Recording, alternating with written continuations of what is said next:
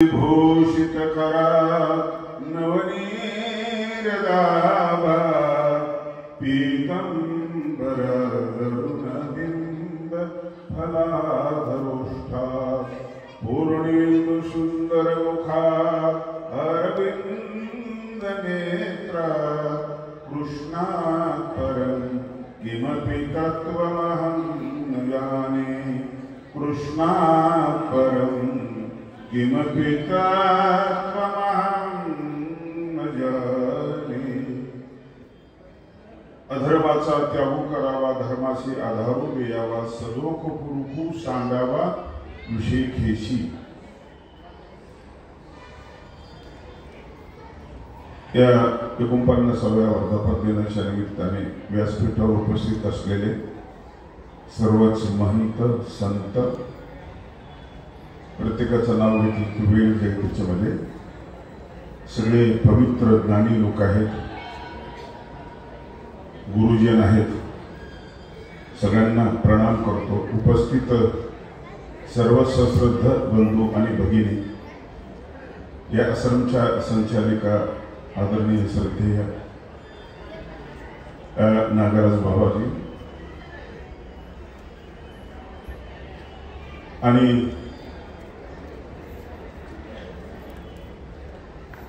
या ठिकाणी प्रकाशन संस्थेचे काही मंडळी आहेत, जसं फुटाणे आहे, ज्ञानी मंडळी, वक्ते बरेच। माझं नाव सुचवलं त्यावेळेस मला वाटलं की आणखी कोणाचं सुचवलं असतं बरं झालं असतं, खूप चांगली माणसांनी बोललं असतं। कोणाच्या अध्यक्षतेखाली बोलायला मला काही संकोच वाटत नाही। हा मंदिराचा वर्धापन दिन आहे। मी त्या सेवेला आज एक मूर्ती प्रकाशामधली उभी घेतलेली आहे। ज्ञानेश्वरीच्या अगोदरचा हा ग्रंथ शके 1210 मध्ये लिहिले आहे। 1212 मध्ये ज्ञानेश्वरी लिहिली। ज्ञानेश्वरी ग्रंथ मनलावून जर वाचला तर खूप चांगलं आहे। त्याच्यामध्ये शेवटी काव्य ग्रंथ आहे, भाष्य ग्रंथ आहे, त्याच्यामध्ये नाट्यात्मकता आहे, दृष्टांतांची उधळण आहे। पण याच्या अगोदर मानव संप्रदायाचे एक प्रतिभा संपन्न कवी केशवराज व्यास यांनी मूर्तिप्रकाश नावाचा ग्रंथ लिहिला। त्या मूर्तिप्रकाशातल्या काही ओव्यांचा प्रभाव ज्ञानेश्वरावर पडला असं मला 2-4 ओव्यांमध्ये, मी तसं साक्षीपणा बघितलेलं नाही पण माझ्या लक्षात आलेलं आहे। म्हणजे ज्ञानेश्वरी हा ग्रंथ उत्तम आहे, पण त्याच्या अगोदर ग्रंथ निर्माण झालेले 2000 वर्षाची परंपरा मराठीला आहे। पण ग्रंथाचं स्वरूप ज्यावेळेस आलं त्याला तिथून आपण मोजूया तर त्या प्रासादिक ग्रंथ आहे तो, वाचकाला त्रास देणारा नाही, भाषा अवघड नाही, सोपी भाषा आहे। रत्नमाला स्तोत्र त्यांनीच लिहिलं आणि तो ग्रंथ त्यांनीच लिहिलेला आहे। दृष्टांत, अन्वय वगैरे सगळं त्यांनी केलेलं आहे। आणि त्याच्या चरित्रातल्या महत्वाच्या गोष्टी की कुठलाही वक्ता, लेखक, वक्ता त्याच्या भाषणातून व्यक्त होत असतो, लेखक त्याच्या लेखनातून व्यक्त होत असतो। आणि म्हणून एका विदेशी साहित्यकाला विचारलं की तुम्ही सगळं लिहिलं, म्हटलंय काव्य लिहिले, तुम्ही कथा लिहिल्या सगळं, पण तुमचं आत्मचरित्र लिहिलं नाही। ते म्हटले तुम्ही वाचलं नाही। माझे सगळं साहित्य म्हणजे माझं आत्मचरित्र आहे। मला जे वाटतं ते मी मांडतो आणि जे तुम्ही ते वाचलेले ते मी असतो। प्रत्येक शब्दामध्ये माणूस असतो, तो माणूस शब्दामध्ये घुसतो, शब्दांना वापरतो, त्याची कविता जन्माला येते, तिचं गद्य जन्माला येतं। पद्यामध्ये न मावणारे विषय पण गद्यामध्ये जन्माला येतात। म्हणून चरित्र हे सगळ्यांना आहे, प्रत्येकाचा फोटो काढता येईल। चित्र सगळ्यांना आहे, पशुपक्ष्यांना सगळ्यांना आहे। चरित्र माणसाला आहे, कारण ते कर्तृत्वाशी जोडलेलं आहे। चारित्र्य फार कमी लोकांना आहे, फार कमी लोकांना चारित्र्य आहे। आणि म्हणून ज्यांचा आपण उल्लेख करतो, मगाशी समाधानदादा सुकेनेकर यांनी जो छत्रपती शिवाजी महाराजांचा उल्लेख केलेला आहे, अगदी नेमका हिरकणी आणि ती कबर बांधणं हे सगळे महत्वाचे उल्लेख आहेत। हे आहे चारित्र्य, ते तुमच्या डोळ्यातून व्यक्त होतं, तुमच्या कान स्वीकारतं, कानानं कळतं, तुमच्या मनानं कळतं, तुमच्या देहबोलीतून व्यक्त झालेलं असतं। पंडित केशवराज व्यास हे कलियुगातले शुक योगींद्र आहेत असं आचार्यांनी सांगितलेले, भक्तोबासांनी सांगितलेले. सगळ्यात मोठा लढा जो असतो ना तो कामदेवासोबतचा सगळ्यात मोठा लढा असतो. सगळ्याच ठिकाणी माणूस जिंकेल पण 60,000 वर्ष तपश्चर्या करणारा विश्वामित्र मेनकेच्या पायातल्या पैंजनाच्या झंकाराने तो त्या ठिकाणी हादरला आणि तो संपला. कारण तो लढा अवघड होता. एक क्षत्रिय माणूस होता आणि त्याने गायत्री मंत्र लिहिलेला आहे. गायत्री मंत्र ब्राह्मणाने लिहिलेला नाही, हा क्षत्रिय माणसाने लिहिलेले. ओम भूर्भुवः स्वः तत्सवितुर्वरेण्यं भर्गो देवस्य धीमहि धियो यो न प्रचोदयात्. हा अत्यंत पवित्र असलेला मंत्र विश्वामित्राचा आहे. पण विश्वामित्राला रस्त्यानं जात असताना पाय थोडा वाकडा पडला आणि त्यांना माघार घ्यावी लागली. संघर्ष प्रत्येकाच्या जीवनामध्ये आहे. समर्थ रामदासांनी वेळोवर ओळखलं की हे काही चांगलं नाही आहे. पलीकडे अंतरपटाच्या पलीकडे एक जग आहे, अलीकडे एक जग होतं स्वतःच त्यांचं. आणि काही क्षणामध्ये त्यांनी ओळखलं. सावधान म्हणण्याच्या अगोदर ते सावध झाले. ब्राह्मण सावधान म्हणतो, वाजंत्र्यांना सगळ्यांना सावध याला ते पटलं. आपण सावधान म्हणतो, कितीतरी वेळ सावधान म्हणतो आपण, पण ऐकतो आपण पण आपण राहत नाही. आणि रामदास निघून गेले. पण केशवराज व्यासांचं वैशिष्ट्य आहे ते सावध झालेच होतं. कामदेवासोबत युद्ध आहे. पती पत्नी 7 दिवस 7 रात्र एक ठिकाणी आहे. त्यांना खूप छेडण्याचा प्रयत्न केला. त्यांच्या कामभावनेला करण्याचा प्रयत्न केला. त्यांना आवाहन दिलं. त्यांच्या पुरुषार्थाला आव्हान दिलं. केशवराज व्यासाच्या पाषाणाच्या मूर्तीसारखे होते. कुठे स्पर्श केला तर कुठले तरंग निर्माण होतो, कुठलेच नाही. 7 दिवस तो प्रयोग झाला. नियोजित होता तो. त्याला घरी थांबवायचं, नागेवाचार्याकडे राहू द्यायचं नाही, संन्यास घेतलेला नव्हता. आणि मग शेवटी त्यांची परीक्षा झाली. परीक्षेमध्ये ते उतरले आणि याच्या माझं पाप लागत असे, हे जोगी झाले योगी झाले याशी जाऊ द्या असं तिनं प्रमाणपत्र दिले की माझा नवरा ब्रह्मचारी आहे, माझा नवरा योगी आहे. जगातल्या कुठल्याही प्रमाणपत्रापेक्षा हे प्रमाणपत्र सर्वश्रेष्ठ प्रमाणपत्र आहे. आज बंगालमध्ये जो माणूस आहे की तो माणूस नोबेल पुरस्कार मिळालेला माणूस आहे. शिक्षण शहाणं करता असं आपल्याला वाटत होतं, पण आता नाही वाटत. नोबेल पुरस्कार मिळाला त्याच्यामध्ये माणूस की नाही, माणसांना कापतो, एका धर्मावर तो अत्याचार करतो शिक्षणाचा. आणि तुमच्या शहाणपणाचा काही संबंध नाही. आपण ते बघतोय, अर्धे बघतोय, सगळीकडेच बघतोय आपण. माणसात माणूस राहिलेला नाही. माणूस पण पुसात चाललेला आहे. डॉक्टर झाले माणूस, पण माणूस नाही राहिला. माणूस प्राध्यापक झाला, पण माणूस नाही राहिला.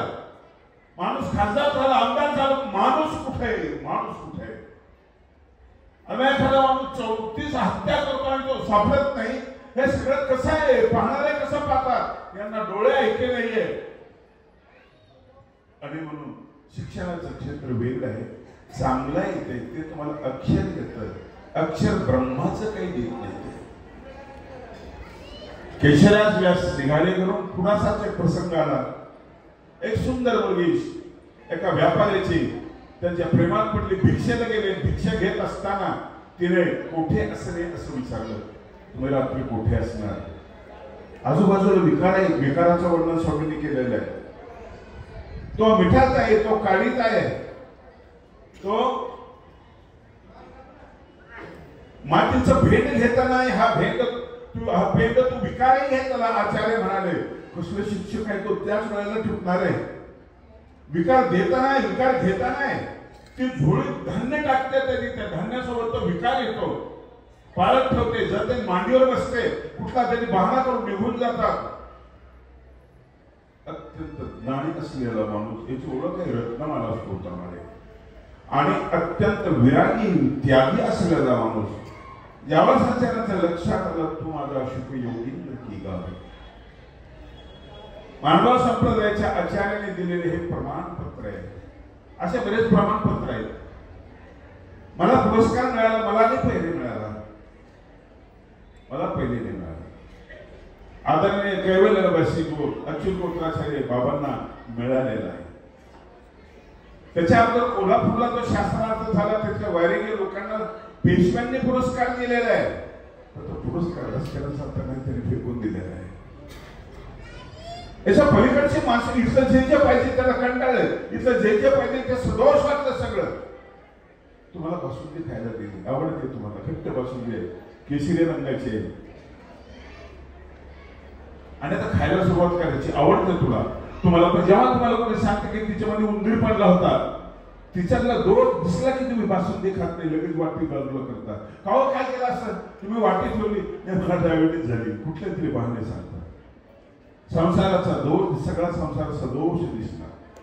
म्हणून केशरीराज व्यास असं म्हणतात, संसारीनाम सौख्यपदम ददासी, हे प्रभू संसारिक लोकांना सुख देतोस तू, अनन्य भादान स्वरतीम ददासी, अनन्य भक्ती करणाऱ्याला तुझी अनुभूती देतो. अनन्य भादान स्वरतीम ददासी, वियोगिनम योग गतीम तथैव, ज्यांना वियोग झालेले त्यांना योगाचा योग आणून देतोस. मी देही दास्यम परगा रूप, मला दास्य दे.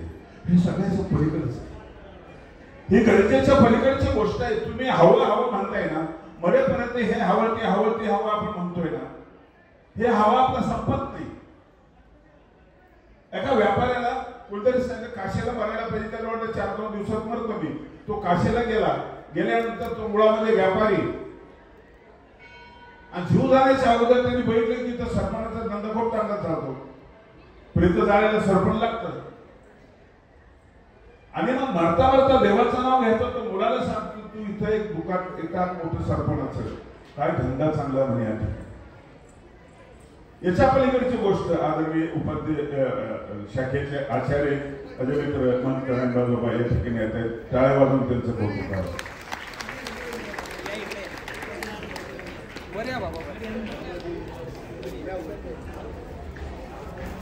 दास्य, दास्य हा शब्द पूर्वीच्या सुरुवातीला आलेला आहे. या श्लोकामध्ये शब्द आलेला आहे. दा धातूपासून बनलेला तो शब्द आहे. दा म्हणजे देणे, दासता देणे, सेवकता देणे, कुठलाही पगार नसताना हे देणे. ते दास्य मोचक आहे, ज्ञानही मोचक आहे, दास्यही मोचक आहे. दोन्ही ठिकाणी असले तर खूप चांगलं आहे. असा हा वैराग्याचा शिरोमणी असलेला पंडित केशरीराज व्यास यांनी मूर्तिप्रकाश लिहिला, आणि त्यातली ओवी मी निवडलेली ती अशी आहे, अधर्माचा त्यागू करावा, धर्माशी आधारू द्यावा, सदोपपूर्वू सांगावा विषय खेसी. 4 जागे त्याच्यामध्ये बोलायला. अधर्माचा त्याग करा, स्वीकार करण्याच्या अगोदर कुठला तरी त्याग करा. तुम्हाला ग्लासामध्ये दूध घ्यायचं आहे ना, पाणी आहे तुमच्या ग्लासामध्ये, त्याचा त्याग करा. तुम्हाला ज्या भांड्यात घ्यायचं आहे त्याचा कचरा आहे, त्याचा अगोदर त्याग करा. झोपायचं आहे तुम्हाला, झोप चांगली लागली पाहिजे, त्याच्या अगोदर अंथरूण स्वच्छ करा, त्यातली अस्वच्छतेचा त्याग करा, अयोग्यतेचा त्याग करा. त्यागाची पार्श्वभूमी पहिली पार्श्वभूमी आहे, आणि आपण शिकायला पाहिजे की एक एक गोष्ट आपण सोडायला पाहिजे. आज आम्ही सुद्धा विचार करतो की कपडे इतके मिळतात ना, इथं शार मिळाले, पुढे उद्या कुठेतरी मिळणार, सारखे मिळत राहतात. ते गठ्ठे ढकलावं लागतात आम्हाला. आम्ही याचा उपभोग घेऊ शकत नाही, हे अडचण करतं. हा भोगच जर अडचण करतो, तो भोगाचा त्याग करा. मग कपडे देत राहतो कोणाला, आम्ही चिंतनेमध्ये सगळे कपडे वाटून देतो आणि रिकामा होतो. ही आंघोळ सगळ्यांनी करायला पाहिजे, कारण ही पार्श्वभूमी आहे, ही मोक्षाची पार्श्वभूमी आहे. आणि धर्म समजणं महत्वाचं. आपल्याला धर्म शब्दाचा अर्थ आहे ध्रुव धारयती, ध्रुव पोषयती. संस्कृतची व्याख्या आहे, ध्रुव धातू आहे, धारण करणे. ती ध्रुव धातू पोषण करते. धर्म म्हणजे पोषण करणारा.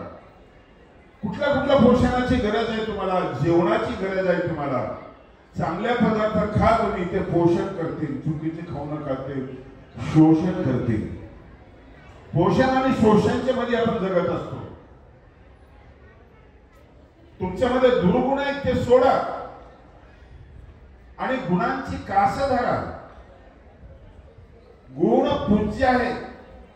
नच लिंगम नच होय. गुणः पूजा स्थानम नच लिंगम नच होय. धर्म म्हणजे पोषक आहार, पोषक विहार, पोषक आचार आणि पोषक विचार. आणि पोषक उच्चार. धर्म तुमच्या उच्चारामध्ये, तुमच्या पाहण्यामध्ये, तुमच्या कानामध्ये, तुमच्या मनामध्ये आहे, तुमच्या देहामध्ये आहे. तुम्ही बसताय कसे, उठताय कसे, याच्यावर धर्म आहे. बारीक बारीक गोष्टीमध्ये धर्म आहे. रामायण मालिकेतील अरविंद त्रिवेदी रावणाची भूमिका करणारा माणूस. रामानंद सागराने त्यांना बोलवलं. बोलवल्यानंतर त्याला बघितलं 400-500 लोकांची रांग लागलेली रावण होण्यासाठी,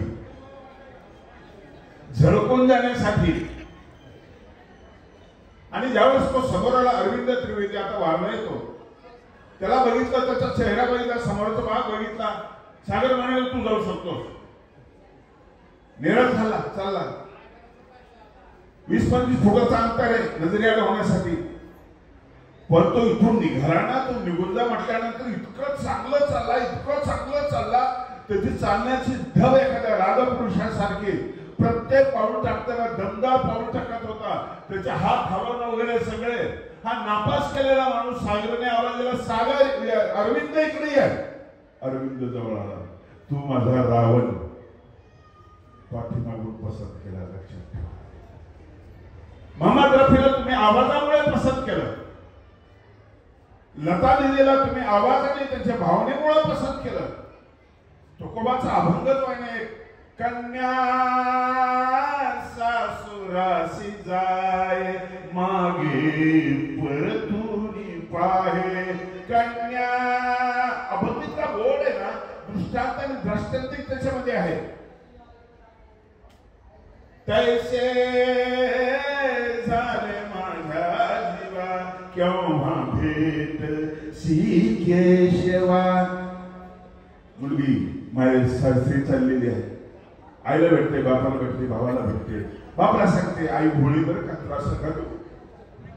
आईला सांगते बाबा तापड स्वभावाची मनावर घेऊ नको. भावाला सांगते ते जे दृश्य आहे ते दृश्य डोळ्यासमोर उभं आहे. ती मागं पाहते, चलचल म्हणतात, 2 पावलं परत आणखी मागं पाहते. गाडी सजलेली असते, गाडीपर्यंत जाते, गाडी बसते, काच खाली करते, परत मागं पाहते. तसं मला झालेले केव्हा भेटशी केशवा, तुम्हाला कधी भेटशील. हा दृष्टांतिक आहे. चुकली या माये, चुकली या माये, बाळ हुरु हुरु हुरु हुरु. किती गोड शब्द. आई बाजूला गेल्यानंतर तैसे झाले माझ्या जीवा. लता दीदीने एक कडवं गायलं फक्त, रडायला लागल्या, नाही गाता आलं त्यांना. सामर्थ्य तुमच्या कवितेमध्ये सुद्धा आहे. अनेक कीर्तनकार म्हणत असताना, अभंग म्हणत असताना डोळ्याला पाणी येतं. मगाशी संतोष शास्त्री प्रस्तावित करत होते ना, फार सुंदर प्रस्ताव केला, अगदी नेमकेपणा त्याच्या. आणि शेवटी त्याचं हृदय भरून आलं. इथं सामर्थ्य आहे, इथं मंदिर आहे. मंदिर म्हणजे पवित्र ठिकाण असं जर असेल, मंदिर म्हणजे प्रकाश देणारं ठिकाण असं जर असेल, तर संतोष शास्त्रीच्या बोलण्यामध्ये ते आलेले आहे. बाबांच्या चरित्राचं वर्णन करत असताना नेमकं त्यांनी एक सूत्र सांगितलेलं आहे. पडेपर्यंत पळायचं, धावायचं, मरेपर्यंत करायचं. आणि हे सिकंदराला सांगितलेलं त्याच्याकडून. ज्यावेळेस राजस्थानच्या एका मांडलिक राजाने सिकंदरला एक डब्बी दिली, छोटीशी होती पण रत्नजडित होती, रत्नाची किंमत होती. मी दिलेल्या बाजूच्या दाण्यावर रत्न बघितला ना, 60 लाखाचं रत्न ते होतं. असे सगळे रत्न जडवलेले. सिकंदरने ते बघितलं, अर्धा जग जिंकलं होतं. म्हटलं याच्यात काय ठेवायचं, एवढ्या किमतीच्या याच्यात काय तुम्ही सुटकेस मध्ये काय ठेवता, कचरा टाकता काय, गोदरेजच्या कपड्यामध्ये काय ठेवता, नव्या साड्या नवे कपडे ठेवताना करोडो रुपये किंमत असेल त्या पेटीमध्ये ठेवायचं का. साध्या माणसाकडे गेलं असतं, तो म्हटला मी बिड्या ठेवतो याच्यामध्ये, कोणी म्हटलं असं सिगारेट ठेवतो. पण सिकंदर हुशार होता, तो म्हटलं हिच्यापेक्षा किंमत याच्यामध्ये केवढं ठेवायचं. बघितलं नाही सापडलं. कपड्याचे गठ्ठे होते, शोधले, बघितलं नाही सापडलं. सापडलं शेवटी, सापडलं एक चिठ्ठी, मोठभर असलेली चिठ्ठी सापडली छोटीशी. म्हटलं हा ही ठेवतो मी याच्यामध्ये. हे वाक्य आहे पण हे रत्न आहे. जलम अन्नम सुभाषितम, पृथ्व्यावरील रत्न आणि जलम अन्नम सुभाषितम. हे रत्न आहे, सुभाषित रत्न आहे. आणि यापेक्षा मोठा रत्न आहे. आणि त्याच्यावर काय लिहिलेलं होतं, पुढे कधी सांगितलं प्रोचारामध्ये काय लिहिलेलं होतं ते जाऊ दे, विषयी तसं पुढे काय लिहिलं होतं. छोटस वाक्य, ध्येय गाठीपर्यंत थांबू नकोस. भगवान श्री चक्रधर स्वामींचं जे आहे ना, पडेपर्यंत पळायचं, मरेपर्यंत धावायचं. किती गोड आहे हो. सिकंदरची काय गरज आहे आम्हाला स्वामींनी सांगितलं. म्हणून या अर्थाने माणूस सगळा श्रीमंत आहे. डोळ्याने श्रीमंत आहे, चष्म्याने नाही आहे. कानाने श्रीमंत आहे, मनाने श्रीमंत आहे. आणि म्हणून तो जीव सर्वाधिकारी या स्वामीने एक सूत्र सांगितले, खचू नकोस, घाबरू नकोस, काही करू नकोस. तू श्रीमंत आहे. लोक बाहेरून श्रीमंत आहे, तू आतून श्रीमंत आहे. बाहेरून बंगल्यामध्ये असलेले माणसं काही बघतो मी, विदेशात मुलं, पैसा खूप मिळतो, बंगला मोठा आहे, भूतासारखे एकच म्हातारे आणि एकच म्हातारा आहे, पाणी द्यायला कोणी नाही. रोबो आणला तरी त्याला भावनाने सांगितलेले काम करतो. भावनाने त्याला, भावना फक्त माणसाला आहे, फक्त माणसाला. तर त्या भावनेच्या पिशवीमध्ये आपल्याला धर्म टाकायचा आहे. धर्म म्हणजे पोषण करणारी कृती. काही माणसाचे डोळे खूप सुंदर असतात, काही माणसाची वाणी खूप सुंदर असते. महाभारतामध्ये जे निवेदन आहे ना, हरीश भीमानीचं, किती गोड आवाज आहे. आवाजाची किंमत काय? काही मोठे वकील आहे, काही मिनिटावर त्यांचे पैसे आहेत, लाखो रुपये आहेत. ते चातुर्याचे पैसे, त्यांच्या कुशलतेचे पैसे आहेत. पण तिथं धर्माची गरज आहे. धर्म अत्यंत गरजेची गोष्ट आहे. एक न्यायाधीश आपल्या आईला घेऊन वृद्धाश्रमात जातात. वृद्धाश्रमामध्ये तिला दाखल करतात, नाव वगैरे लिहितात. आणि बाहेर येताना एक वॉचमॅन भेटतो. त्याला म्हणतात, हे बघ, मी तुला 2000 रुपये महिन्याला देईल. 2000 रुपये. माझ्या आईकडे फक्त लक्ष देत जातो, विचारपूस करत जा. तो म्हटलं, साहेब तुम्ही न्यायाधीश आहे, न्याय निवाडा करता, तुम्हाला पुरावे लागतात, तुम्हाला साक्षीदार लागतात, तुम्ही आईला इथे का पाठवलं? ते म्हटलं, माझ्या बायकोचं तिथं जमत नाही.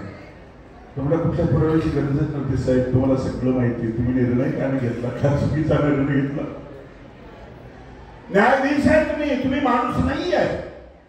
तुम्हाला आई कळाली नाही कळाली. तो धर्म आहे. तो धर्म छत्रपती शिवाजी महाराजांनी पाळलेला आहे, पांडवांनी पाळलेला आहे, सगळ्यांनी पाळलेला आहे. अरे आई म्हणजे काय? आई म्हणजे भोळा परमेश्वर. कालचे वाक्य सुचलं, मला बोलता बोलता सरळ सुचलं. आई म्हणजे काय असते? आई खूप कमी सांगितलं, म्हणजे साय असते, म्हणजे गजबज गाव असतं, काय असतं. मला सुचलं का भोळा परमेश्वर, ज्ञान बाजूला करून प्रेम प्रकट करणारा, मुलांचे दोष पोटामध्ये घालून त्याला सांभाळणारा, अशी आई असते. न्यायाधीश मटकन खाली बसले आणि रडायला लागले. पुन्हा आईबद्दलचा भाव त्याच्या लक्षामध्ये आला. जिचा निर्णय थकतात आणि थांबून जातात, इथंच माणूस थांबलेला असतो.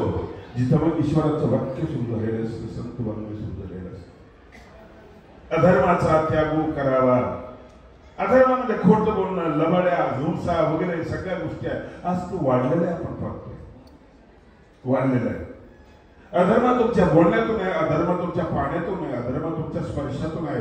5च इंद्रियातून एवढं दुरुस्त करायचं स्वामींनी सगळे. इथून वर डोळे चांगले पाहिजे. कल्याणच्या सुभेदाराच्या सुनेमध्ये बाईमध्ये आई दिसली पाहिजे. की सुंदर डोळे चष्मा लावून आणि डोळ्याच्या डॉक्टरला दाखवून नाही होतो. छत्रपती शिवाजी महाराजांनी जे डोळे बनवले ना, डोळे पाहिजे, कान पाहिजे. त्या जीवास्पर मानसी वदमुखे आई करणी सदा. काय ऐकायचं काय नाही, ते शोषक आहे ते ऐकायचं नाही ऐकायचं. हा आहे धर्म. तुम्हाला स्पर्श पाहिजे.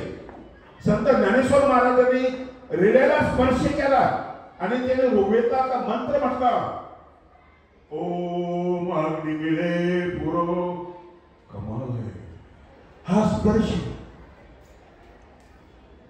तुमच्या वाघाला जर मरत असतील ना, कदाचित ही शक्यता आहे की तुमच्या वाईट स्पर्शाने मरतात ते.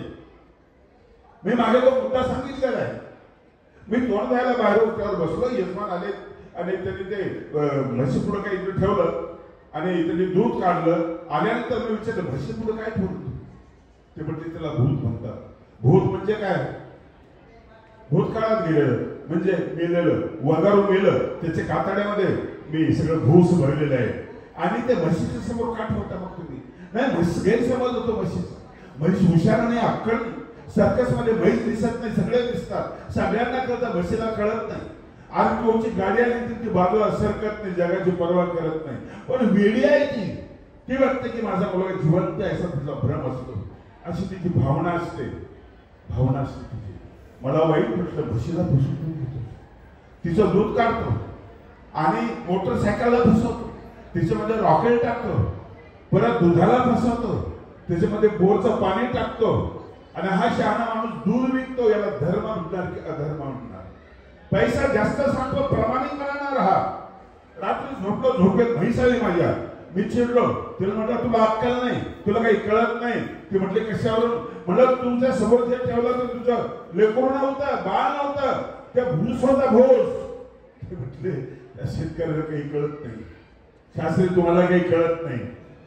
माझ्या बाळाचं कातड मला दिसलं ना, माझं प्रेमिका जिवंत आहे की ते बघितल्याबरोबर खळकर मला पाहणं सुटतो.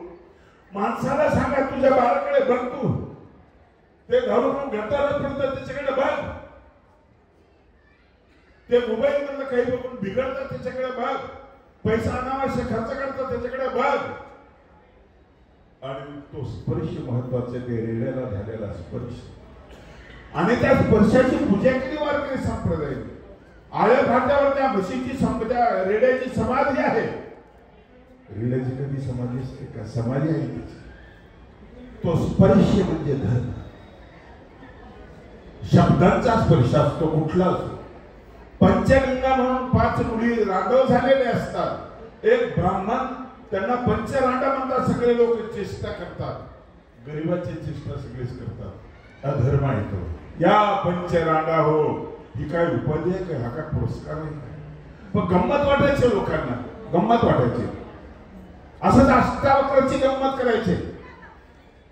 8 ठिकाणी वाकडा होता, पण सगळ्यांना भारी भरला होतो. स्वामींनी त्याला बघितला आणि स्वामी म्हणाले या पंचगंगा. शब्द तोच थोडासा बदल केला. बुरी नजर वाले तेरा मोह काला. एकाने थोडी दुरुस्त केली, त्या वाईटाला चांगलं केलं. बुरी नजर वाले तेरा भी भला. काय कमाल आहे की नाही? हा जो स्पर्श आहे ना, हा तिच्या कानावर स्पर्श झाला त्या ब्राह्मणाच्या, आणि तो सुखाला तो कबूल करतो की निवाला जी निवाला. मूर्ख, 1000 मूर्खांनी मला काय म्हटलं तर एक शहाण्या माणसाने माझं कौतुक केलं. गंगा म्हटलं, आणि लक्षात येईल तुमच्या की विधवा बाईला जी उपाधी लिहितात ना, गंगा भागीरथी असं लिहितात. त्याचा अर्थ ती पवित्र आहे. ज्योतिष पुराणामध्ये श्लोक आलेला आहे, त्यांनी सांगितलेलं ती पवित्र आहे, तिची पूजा करायला पाहिजे. अधर्मामध्ये राहणाऱ्या लोकांनी तिला पंचरांडा म्हटलेला आहे. प्रत्येक गोष्टीची पूजा हो.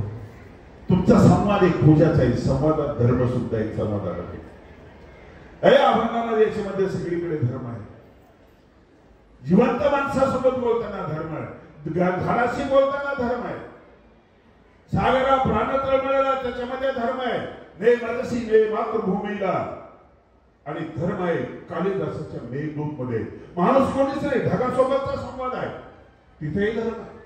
मी बोललो भास्कर भट्टाशी असंच बोललो. आता भास्कर भट्ट नाही पण बोललो मी. कालिदासाचे मेघदूत अन तुझा रामदरा. कालिदास मेघासोबत बोलला रे बाबा. राम टेकला होता. कालिदासाचे रामदूत तुझा रामदरा. ते राम टेक आहे, हा रामदरा आहे. मेघ निघाले तेथून पण येथे पडती धारा सख्या रे, येथे पडती धारा. प्रसंग जिवंत उभा राहतो. ज्या ठिकाणी लिहिली तिथं कालिदासाची प्रतिभा आलेली आहे. तुझी कविता लखलखणारी नभंगनातील तारा, किंवा काव्य सागरातील कोहिनूर हिरा. गंमत आहे. हे बोलणं शिकलं पाहिजे, चेतनाशी बोलणं शिकलं पाहिजे. ज्ञानेश्वर महाराज बोलले मनाशी, रुणु झुणु रे भ्रमरा, रुणु झुणु रे. मनासोबत संवाद आहे. सांडी तुला बघुनु रे भ्रमरा साने तू अवगुण म्हणजे अधर्म, अधर्माचा त्याग करावा. जीवनात काय करायचंय तुम्हाला? एकाचा त्याग करायचा, एकाचा स्वीकार करायचा. साने तू अवगुण रे भ्रमरा, रुनु झुनु रे भ्रमरा. कवितेमध्ये धर्म आहे, तुमच्या बोलण्यामध्ये धर्म आहे, तुमच्या वागण्यात धर्म आहे, तुमच्या पाहण्यामध्ये धर्म आहे. डोळे जास्त सजीव आहेत, डोळे जास्त बोलतो. एखादी महिला बरोबर म्हणते की मेल्याची नजर चांगली नाही. काय दिसलं? डोळ्यात दिसलं. काय दिसलं? भाव दिसले.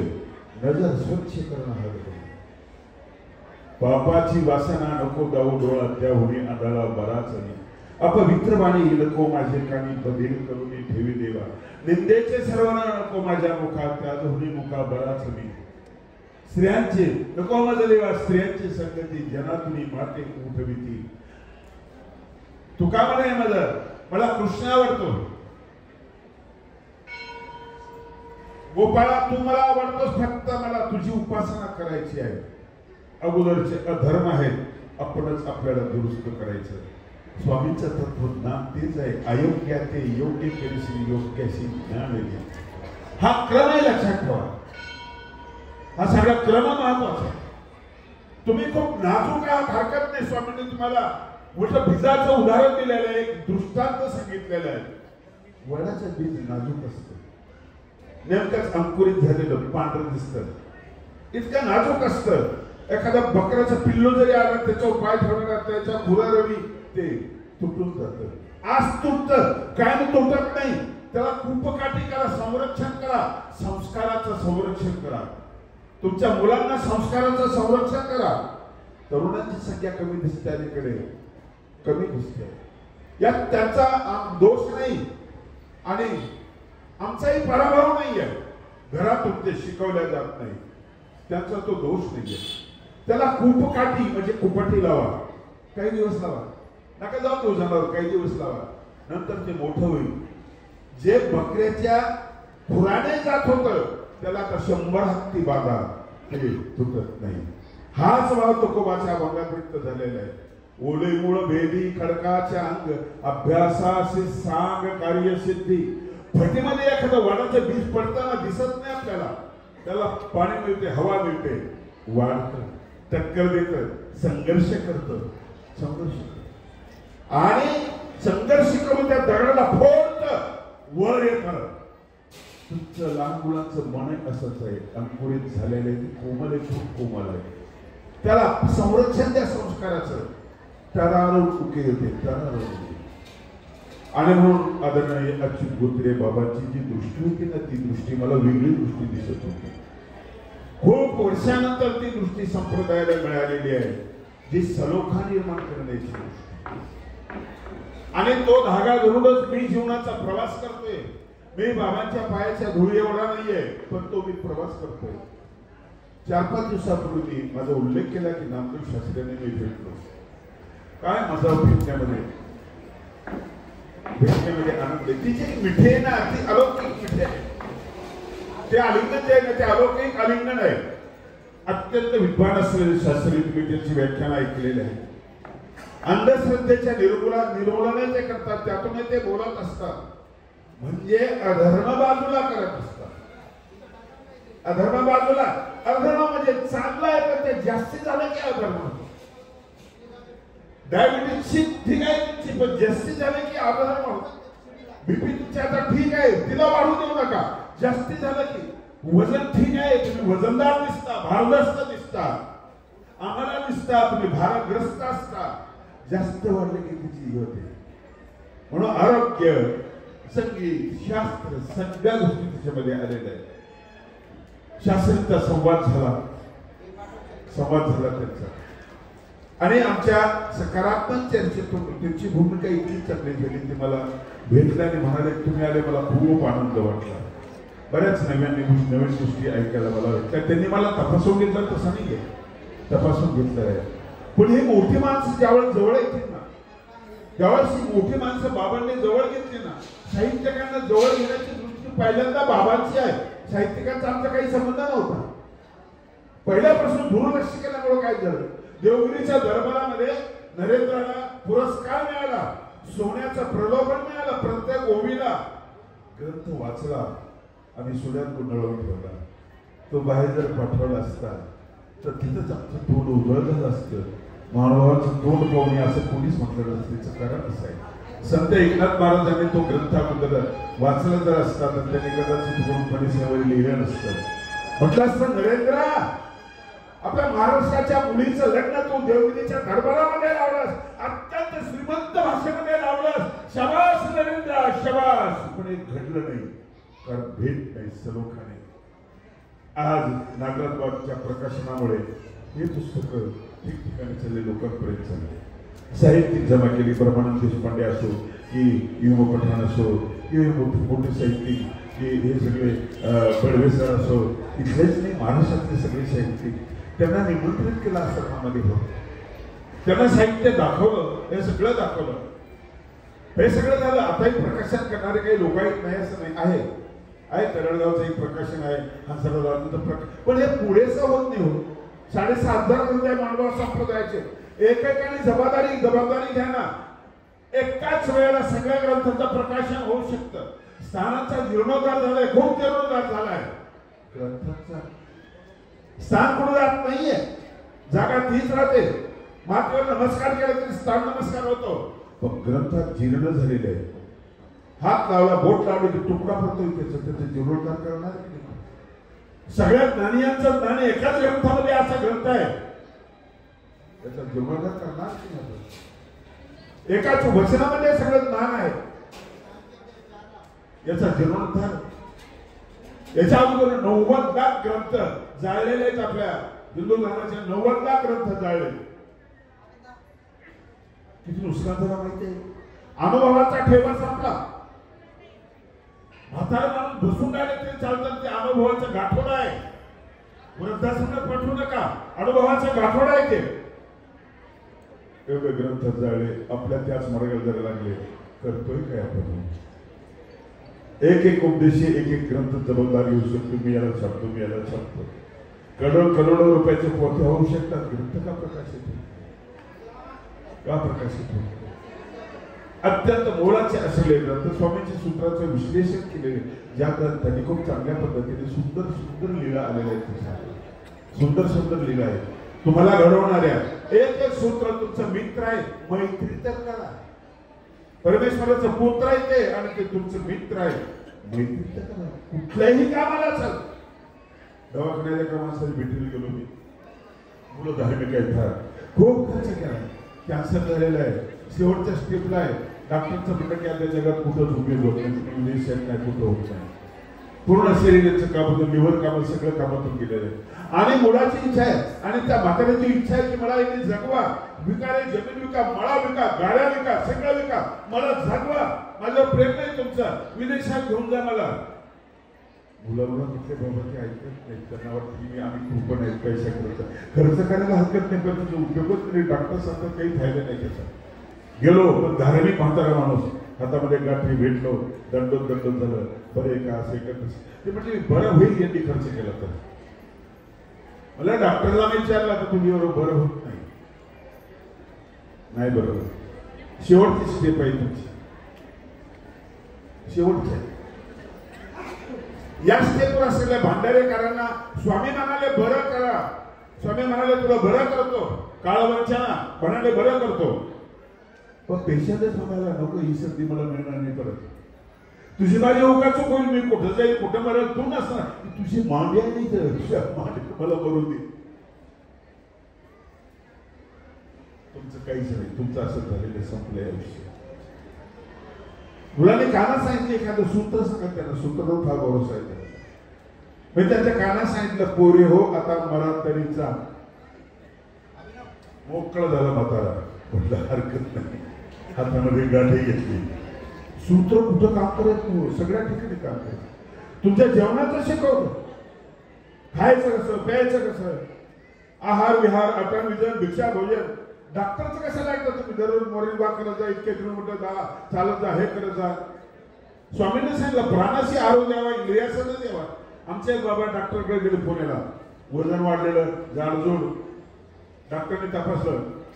डॉक्टर म्हटलं तुम्ही स्वामींच्या सूत्राचे आचार करत नाही. डॉक्टरने स्वामींचं सूत्र म्हटलं हो आचार करत नाही तुम्ही. म्हणजे काय, एक द्वार धरले अवघी द्वार धरले ऐसे वे. तुम्ही धरलं नाही म्हणून सुजले फुगले वजन वाढलेले पोटरे लहान आहेत, तुमचे कॉलम छोटे 3 मजली इमारतीसारखं तुमचं वजन आहे. प्राणाशी आहार द्यावा इंद्रियाशी न द्यावा.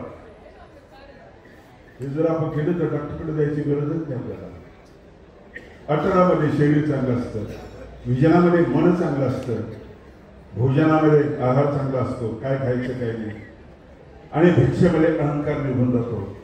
किती गोड गोष्टी आहेत. वा कशाला आरोग्य शास्त्राकडे जायचे, सगळं चांगलं आहे, सगळं चांगलं आहे. आणि म्हणून हे सूत्रांमध्ये आहे. आणि म्हणून निषेध आणि विधी हे 2 शब्द आलेले आहेत.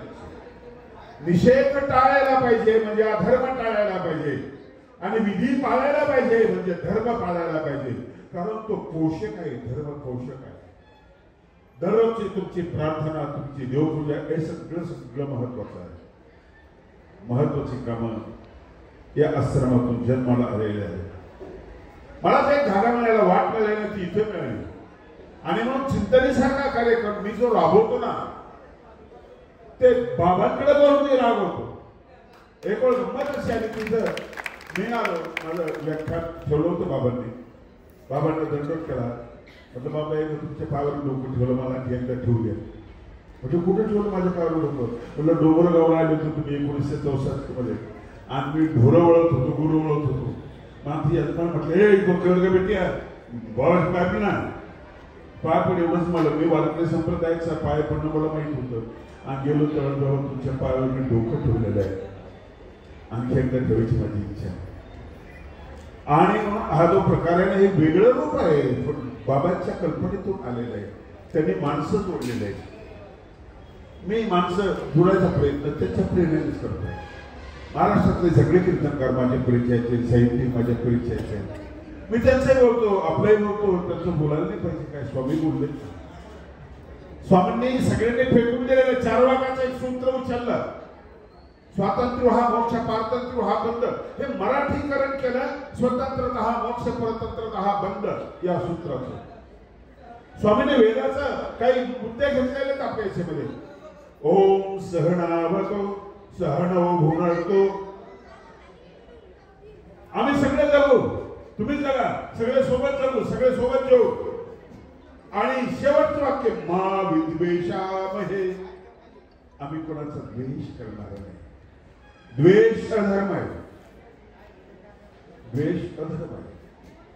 आणि म्हणून स्वामींनी तुम्हाला घडवत असताना 2 माणसं इतकी विचित्र माणसं निवडले. तुमचा सल्ला घेतला असता, तुम्ही म्हटलं असतं नाही त्यांना घेऊच नका तुम्ही, हा दरोडे पडतोय 27 ने आणि तो भलता अहंकारी आहे.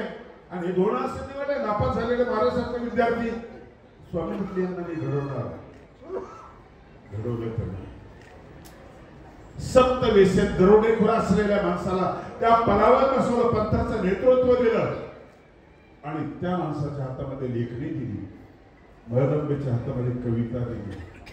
महाराष्ट्रातलं मराठीचं हे केवढं मोठं वैभव स्वामीमुळे आम्हाला प्राप्त झालेला आहे. असा तो आश्रम होता. एक कथा सांगतो त्याला पूरक. एका आश्रमामध्ये एक ब्राह्मणाचा मुलगा गेला. तरुण, चुनचुनीत, सुंदर दिसायला, पण मटबुट दिसा. 4 महिने राहिला. त्याला एकही श्लोक पाठ होत नाही, एकही मंत्र पाठ होत नाही. त्याला व्याकरणाचे ते सूत्रही पाठ होत नाही, त्याला वृत्ती पाठ होत नाही, काहीच पाठ होत नाही. 4 महिन्यानंतर विचार केला, जगण्यात अर्थाने घरी गेलो तो बापाला काय सांगू, आत्महत्याच करतो मी आता. आश्रमातून मृत्यू गेला, पण जाताना विचार केला आश्रमात नाही मारायचं, गुरुवर तो आरोप नाही आला पाहिजे. हा धर्म त्याच्यामध्ये होता. जंगलात गेला, एक विहीर दिसली, म्हटलं विहिरीत उडी टाकायची. बसला, धावावर बसला. धाव माहिती आहे का तुम्हाला? जुन्या लोकांना सगळ्यांना माहिती आहे. मोठ नाडा माहिती आहे ना? माहिती आहे सगळ्यांना. मोठा आकल्या जातात ते माहिती आहे ना तुम्हाला? माहिती आहे सगळ्यांना. बाया पाणी भरत जाते, म्हटलं उडी टाकली की ओरडून कोणतरी आपल्याला वाचवल आणि आपल्याला मरायचं आहे. नाही मरायचं आहे आपल्याला. सगळे निघून गेले बाया, निवांत जागा होती. त्या धावा वाचलेल्या दगडाकडे बघितलं. कुणाकडे बघितल्यानंतर कल्याण होते. लक्षात ठेवा, धर्म तिथं सुद्धा आहे. दगडामध्ये धर्म आहे. विनोबाला विचारलं हे लोक दगडाला न म्हणतात, ते म्हटले एवढी योग्यता फक्त दगडामध्येच आहे, त्याच्यात विकार जन्माला येत नाही. अभय म्हणाले नास्तिक माणसाला मी देव सांगतो, तुमच्या घरामध्ये एक पाळीव दगड ठेवा. पाळीव कुत्र ठेवतो आपण, गाय ठेवतो, पाळीव दगड ठेवा. दररोज त्याच्या समोर वाकत जा. देव नाही म्हणून तो वाकत जा, पण तुमच्यातला अहंकाराची बिमारी केली म्हणून तुम्ही वाकत जा. अहंकाराला औषध नाहीये. तुम्ही जाणार डॉक्टरला विचारा, डॉक्टर जमला का नाही, लय अहंकार येतो मला, तुम्ही सुद्धा मूर्ख वाटणार, कोणी सुद्धा लय अहंकारी, मी सगळ्यात मोठा समजतो, त्याच्याकडे औषध नसते. तो माझ्यासारखा माणूसच नाही होऊ शकत, अहंकार जागा असतो. तुम्हाला खरून सांगेल, खरून त्वचेरोगाच्या डॉक्टरकडे गेले, तुम्ही बसले समोर आणि तोच खातच बसला, तुम्ही थांबाल काय तिथं? त्याचे काय बिमारी तुम्ही थांबाल? ज्या बिमारीसाठी गेले तिने तो ग्रस्त आहे, आपण त्यांना कशाला थांबायचं? त्याने बघितलं, बघण्याला खूप गोष्टी होतात, लक्षात ठेवा. डोळे इतके गोड आणि इतके महत्वाचे आहेत. आपण रूप पाहत आलो तरी सुख झाले साधने तिकडे म्हणतात. आणि आमच्याकडे जय जय श्री अच्युता कृपा करी मजवरी चिन्मयवरा, एक वेळ श्री मूर्ती तुझी मज दाखवी गुण गंभीर. तू दिसला पाहिजे. जगत के रंग क्या देखो तेरा दीदार का, तू दिसला पाहिजे. तुझ्या दिसण्यामध्ये सगळं असं आहे, बस तुला बघितलं झालं, काही गरज नाही. तू दिसलं पाहिजे. आणि म्हणून त्याने ते बघितला दगड, आणि दगडात त्याला दिसलं. त्या दगडाला सौंदर्य घासत असतो, एका जागेवर घासतो. घासता घासता जो घराने फोडावा लागतो दगड, त्याला बारीक खळ पडलेले असते. 1 इंच 1.5 इंच सगळा दगड असा रेशमातलेले खळ पडलेले असते. तिच्याकडे बघितलं त्याने. तो म्हटला सतत अभ्यासाने जर दगडाला आकार येतो, दगडावर संस्कार होता, तर मी तर माणूस आहे. झाला आत्मविश्वास जागा त्याचा. आश्रमात गेला, अभ्यासाला लागला. कादंबरी नावाची पहिली कादंबरी त्यांनी लिहिली. नरहर कुरुंदकरांचं वाक्य मोठे होते, क्रियापद मोठं होतं, पण त्याचे इतकं मोठं नव्हतं. कारण कादंबरीतल्या 5-6 पेज नंतर क्रियापद यायचं. ही वाक्य रचना नाही जमत कोणाला. त्यानंतर त्यांनी महाकाव्य लिहिले, हर्षचरित्र लिहिले. इथला माणूस तिथं जाऊ शकतो, तूही तिथं जाऊ शकतोस. विकलांग नाही, चांगलं काम करू शकतोस. प्रोफेसर स्टीफन हॉकिंग विकलांग, खुर्चीवर बसलेले, हलता येत नाही, एकच बोट हलतं, कम्प्युटरचं बटन दाबण्यापुरतं, आणि तर नाक सांगतं, अख्ख्या जगाला सांगतं की पृथ्वी राहण्याच्या लायकीची राहिलेली नाही, दुसऱ्या पृथ्वीचा शोध घ्या. इच्छाशक्ती महत्वाची आहे. भगवान श्री चक्रधर स्वामींनी इच्छाशक्ती जागृत केलेली असते, लक्षात ठेवा. इच्छाशक्ती जागृत केलेली आहे. म्हणून 6.5 ग्रंथ महानुभावांचे पाय चालत चालत काबूल कंदापर्यंत जातात. तिथं मंदिरे बांधतात आणि तिथं मराठीतले स्तोत्र म्हणतात. ही ऊर्जा कुणी दिली? ही ऊर्जा कुणी दिली? अरुणिमा नावाची एक मुलगी उत्तर प्रदेशची, पाय तुटले, रेल्वेची खाली गेली, पाय तुटले, कृत्रिम पाय बसवले, दवाखान्यामध्ये ऑपरेशन झालं. डॉक्टर मला कल्पना देवी लागली, त्यानंतर धक्का बसेल. म्हटलं बेटा तुझे पाय तुटलेले आहेत, इथून कट केलेले मानेपासून, तुला आता चालता येणार नाही. ती म्हणाले मी एव्हरेस्ट शिखर चढेल. डॉक्टर कसं तर शिकू तू? म्हटलं मी चढेल. केवढी हिंमत आहे. दत्तगडावर पायी चालायचं म्हणजे मी घाबरतो होता, आता नाही जमत ते. एव्हरेस्ट शिखर गेली, आली, लोक आले, सत्कार फुला वगैरे सगळं हार सगळे आणले. कमाल आहे म्हटले तुझी. ते म्हटले माझी काय कमाल आहे? पाय नसताना असते तर काय केलं असतं? पायने मला सूचना केलं असतं, फिर मागे, कळा लागल्या, गोळे आले पायाला, चालू वापस सोडून दे. बरं झालं पाय नाही. चांगले पाय सुद्धा अधर्म होता. तुमची चांगली आवड सुद्धा अधर्म होते. मग तुला नमस्कार करायचा तर कशाला करायचा? माझ्या इच्छाशक्तीला नमस्कार करा. इच्छाशक्ती महत्वाची आहे. संतांचा गौरव किंवा राजकीय चांगले नेते, चांगले सगळीकडेच लोक आहेत, त्यांचा गौरव म्हणजे त्यांच्या प्रबळ इच्छेचा गौरव आपण करतो. हे महत्वाचं आहे. आणि म्हणून जीवनामध्ये दोन विचार करायचे, धर्म आणि अधर्म. याचा विचार करायचा. धर्म काय समजून घ्यायचा. धर्म काय समजून घ्यायचा. मी तर कधी म्हटलेले की मोठा उच्चारोळी मला म्हणण्याचं मोह निर्माण झालेला आहे. कुठल्या कवीने लिहिलेली कविता नाही. 3 शब्द आहेत. मोठा हाताला माणूस तो सौंदर्य ओळखतो, अंदाज येतो आणि त्याचं लक्षात येतं की मोठ भरलेले. मग बैलाशी बोलतो तो. एवढं माणसाशी बोलतात नाही आपल्याला. तो बैलाशी बोलतो. किती गोड बोलतो. 3 शब्द आहे. 4 कुठल्या संगीतदार काराने दिलेले नाही. 4 कोणी दिलेली नाही आहे. चाल त्या शेतकरीची श्रीमंत चाल आहे. आता मोठा असताना आणखी तुम्ही भरकरी म्हणतात की म्हटल्यास तुमचे आवडून दिले. काय म्हणतो तू बैलांना. भरली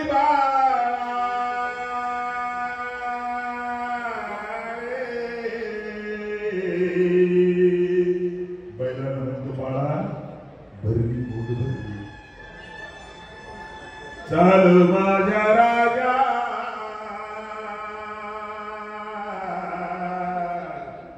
बैलाला राजा. आम्ही बाबाला सुद्धा बाबा म्हणत नाही. त्याचा बाबा पण कमी करण्यासाठी मनसर्जन असला तर बुवा म्हणतो. जसं बुवा म्हणतो ना असं बुवा म्हणतो. पण त्याला बाबाई म्हणू नये, त्याला बुवाई म्हणू नये, म्हणून त्याला फक्त शास्त्री म्हणतो. तो म्हणता असला तरी प्रचार करतो. शास्त्रीला आले काय. अरे वो भिका म्हणणार काही म्हणणार. तुला बरं वाटतं, तुला बरं वाटणं हा धर्म आहे. तुला प्रसन्न करणं हा आमचा धर्म आहे. चाल माझ्या राजा. काय गोड आहे बाबा. उंची त्या बैलांची आहे. उंची त्या डांगरेची आहे. रतन टाटा वारले त्यावेळेस गोवा नावाचा कुत्रा प्रेताजवळ आहे. स्मशानात प्रेताजवळ आहे. खात नाही, पित नाही. अंत्यसंस्कार झाल्यानंतर तो घरी आला. 3 दिवस तो फोटोकडे पाहतो, सारखा रडतोय. असं उभा राहता फोटोकडे पाहतो आणि सारखा रडतोय. 3ऱ्या दिवशी त्याने प्राण सोडला. लीळा चरित्रातलं अनुकरण त्याने केलेलं आहे. श्री चक्रधर स्वामींनी बाजूला केलं त्या डांगरेसला. त्याने प्राण सोडला. किती श्रीमंत आहे. कुत्री सुद्धा श्रीमंत आहे. आणि म्हणून स्वामी सशाला महात्मा म्हणतात, माणसाला महात्मा म्हणतात. किती गोड होता माणूस. सगळं आपलं म्हणायचं. सागराशी बोलायचा, सूर्याशी बोलायचा, संदेशी बोलायचा. किती गोड. आज माणूस माणसाशी बोलत नाही. ते छोटस डबला आणि खिशामध्ये फार वाईट आहे, फार वाईट आहे. त्याच्यावर बोलतो. रस्त्यात चालू होतो, कोणाच्या कानाला फोन आहे. कोणाला रस्ता विचारावा तो लवू शंका करतो, पण कानाला फोन आहे. त्याला कसं करावं, मी काय करतो या बाबाला कळत कसं नाही. पुढे जावं लागतं, पुढे जावं लागतं. अबोल झाला माणूस. माणूस मोका झाला. मोका. यांना अधिकार नाही. मोका झालाय माणूस. आणि म्हणून धर्म अधर्म आपल्याला कळणं महत्वाचं आहे. आता मोठा वर्षा माणूस इतका मोठा माणूस आहे. विद्यापीठातल्या माणसापेक्षा कुलगुरूपेक्षा मोठा आहे. अहो तुमची आई कुलगुरूपेक्षा मोठी आहे. तिथे एकच पीठ आहे. इथं 4 पीठ आहे. भाजणीचं पीठ आहे, ज्वारीचं पीठ आहे, गव्हाचं पीठ आहे. 4 पीठाची आचार्य आहे ती. तुम्ही हिला ओळखलंच नाही. तिथे एकाच पीठाचं आचार्य आहे. इथं 4 पीठाची. हुशार किती आहे, चपळता किती आहे, गुण किती आहे. एक भाकर थापलेली आहे. हातावर 30 थापते. तुम्ही थापून बघा. चुलीवर टाकलेली आहे. दुसरी घेतलेली आहे. ती थापती आहे. चुलीवरची भाकर पलट करायची आहे. हातावरची अशी ठेवली. ते काम बंद केलं नाही. एकाच वेळेला 2 काम करते. ती परतवते. मग ती परतली. ती झाली स्वीट तयार. मग तिला उचलते. चुलीच्या समोर तोंडाला लावते. एक चुलीवर असते, एक हातामध्ये असतं. जवळ चुलीवर एक छोटस हे असतं, चिदा असतं. त्याच्यावर दूध ठेवत असते. चुलीचाच एक भाग असतो. त्याला उतू जाऊ देऊ नये म्हणून तिकडे लक्ष देत असते. पिंट्या येतो. तो हत्ती असतो.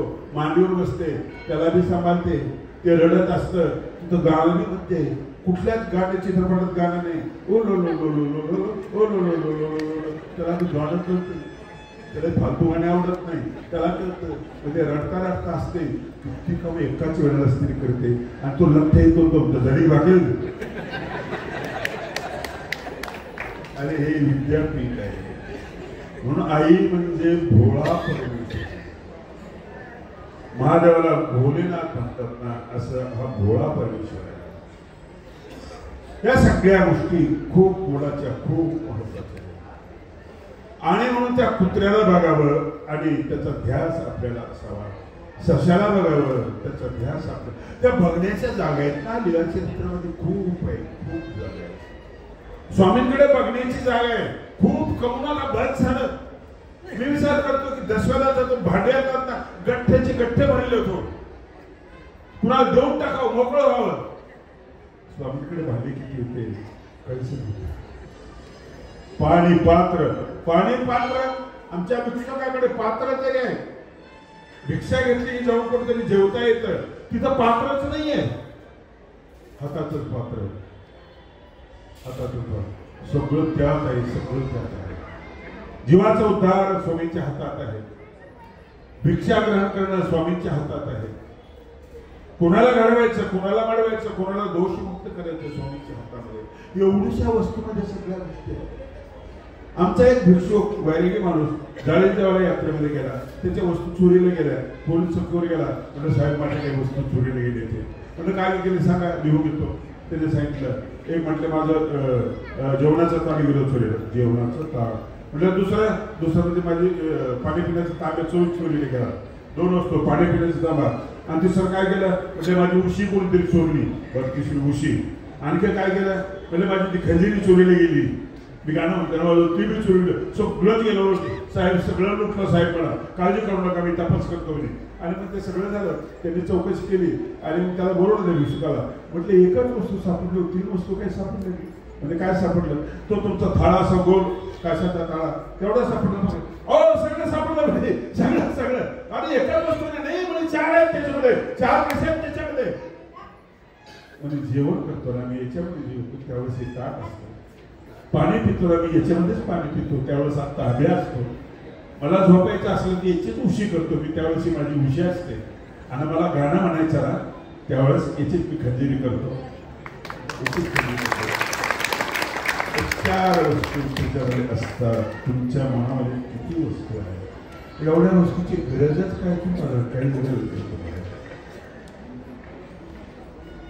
जेची अंथरून तेची पांघरून, गोड सूत्रे लक्षात ठेवा. एवढी प्रॉपर्टी जमवतो कशाला, उरावं नाही शिकत तुला.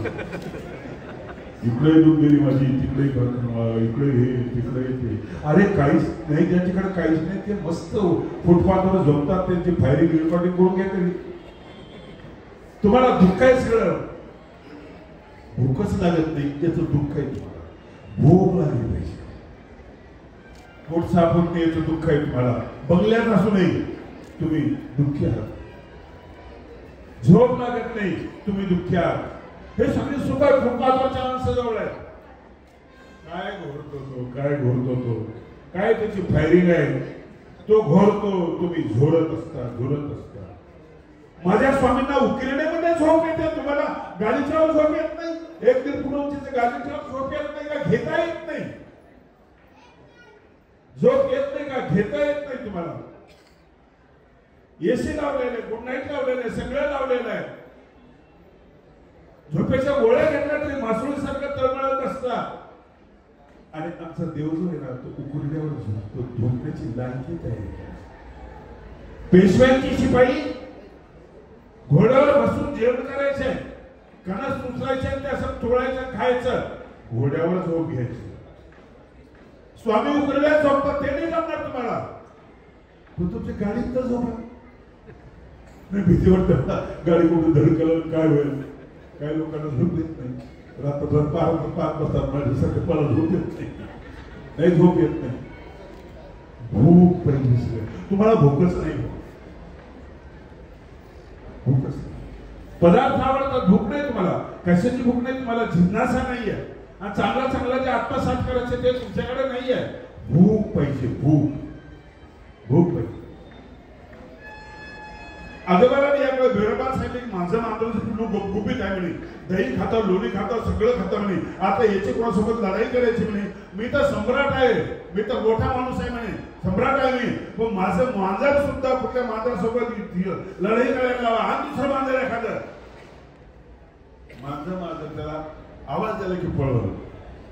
बिरबल हुशार आहे, बिरबल आलं एक मांजर घेऊन, पण मरत कुठलं मांजर चालताना त्याची झोप जात होते, बारीक आवाजात नाव करायचे. बिरबलने ठेवलं ते मांजर, अकबराने ठेवलं, दोघांना नंतर ठेवलं, दोघांच्या मध्ये उंदीर ठेवला, मेलेला उंदीर. अकबर म्हणे काळजीच करू नको, तो माझा मांजर जिंकल, बघ कसा आहे म्हणे. दोघांना एकदा सोडलं, बिरबलचं मांजर तिथे जिंकण्याच होतं, त्याला गरजच नव्हती धावपळ करायची, त्याला भूकच नव्हती, ते जागीच उभं राहिलं. ते आलं पटकन उचल पिल्लाने पळून नाही गेलं. अकबराने त्यावेळेस सांगितलं माणसाला भूक पाहिजे, डॉक्टर आंबेडकरांसारखी बाबासाहेबांसारखी भूक पाहिजे, जिज्ञासेची, एपीजे अब्दुल कलाम सारखी भूक पाहिजे. अरे लग्न विसरून त्या संशोधनामध्ये घर काय, भूक पाहिजे, त्यागाची भूक आहे. राष्ट्रपती मिळाल्यानंतर त्यांना मिळालेलं ते बंगला तो सोडून दिला, 2 सुटकेशी सोबत घेऊन आले. ही त्यागाची भूक आहे. तुम्हाला भोगाची भूक आहे, त्यागाची भूक नाहीये, आम्हाला गायनाची भूक नाहीये. या भूका जो जास्त भुकेलेला आहे तो जास्त अभ्यास करा.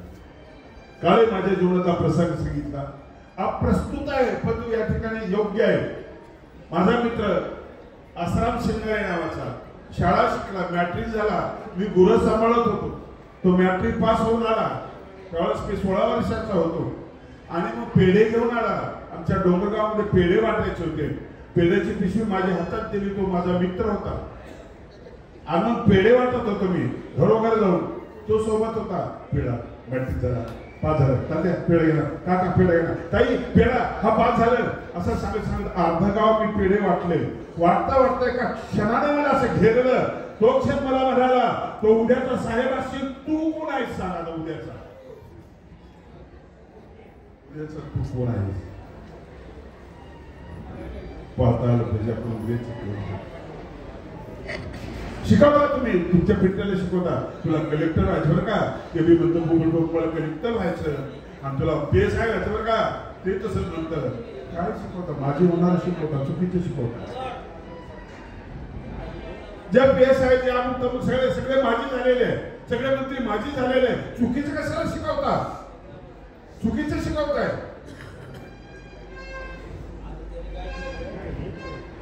पण तुम्ही उजेड झाले पाहिजे असं कोणी शिकवत, उजेड झाले पाहिजे होते. मागे पुढे दाटे ज्ञानाचा उजेड, मागे पुढे दाटे दाटे ज्ञानाचा उजेड, मागे पुढे दाटे. प्रकाश शिळा होत नाही, सूर्य कधी माझी होत नाही, चमक कमी होत नाही, ज्ञान कधी माझी होत नाही. मागे पुढे दाटे ज्ञानाचा उजेड, अंगणात झाड कैवल्याचे, कैवल्याची इंद्रायणी इंद्रायणी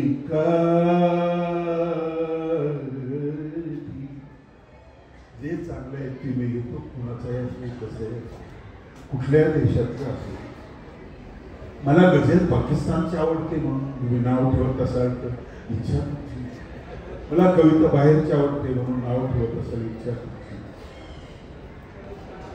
शिरवाडकरांची कविता आवडते, जे जे आवडतं मला, कबीरांच्या कवी आवडतात, अभंग आवडतात, काही लावण्या मला आवडतात, त्या लावण्यामध्ये विरहिणी आहेत त्या लावण्या मला आवडतात.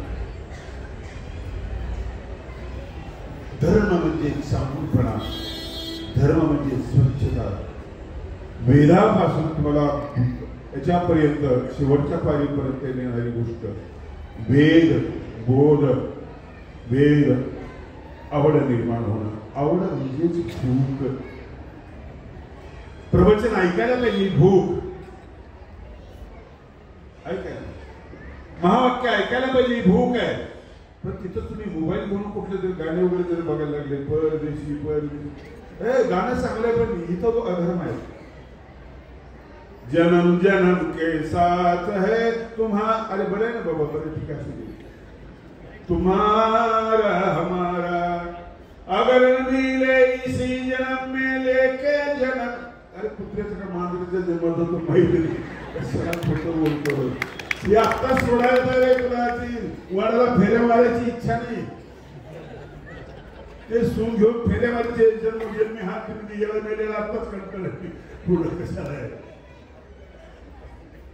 अधर्म आहे हा, अधर्म. अधर्माचा त्याग करावा. बाथरूम मध्ये जरी घाण पडलेले असले साफ करा, नियमात राहा. बाथरूम मध्ये गेल्यानंतर बायकोला म्हणू काय केलं, टावेल आंबर का पुसायचा. तू येताना दोरीवर टांगलेला दिसत तुला हात नव्हते का मूर्खा, आणायचं ना हाताना. बायकोसोबत भाजी चोरू लागले म्हणजे तुमच्या काय फोटो लागतील का तिथे करायला थोडी मदत. बोलण्यात अधर्म आहे, कशात आहे अधर्म.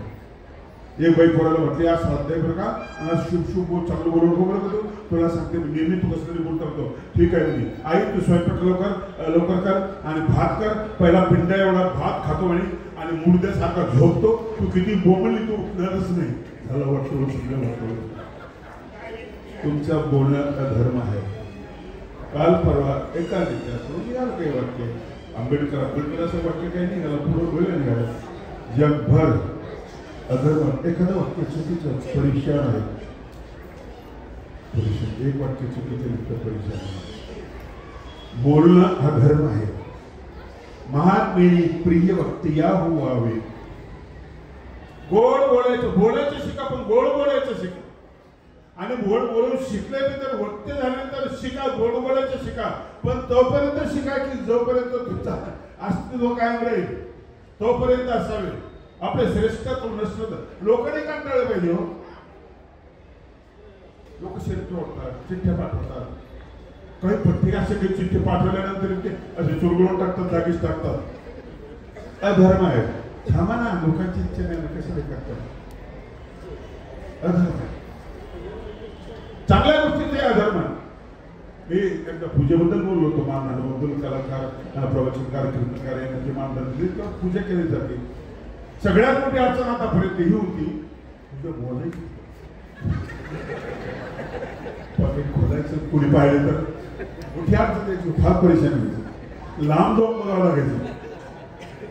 पण आता सगळी सुविधा केलेली आहे. सगळ्या असल्यामुळे संडास आहे, टॉयलेट आहे, ओव्हरची गरज नाही, बसून मोजता येते.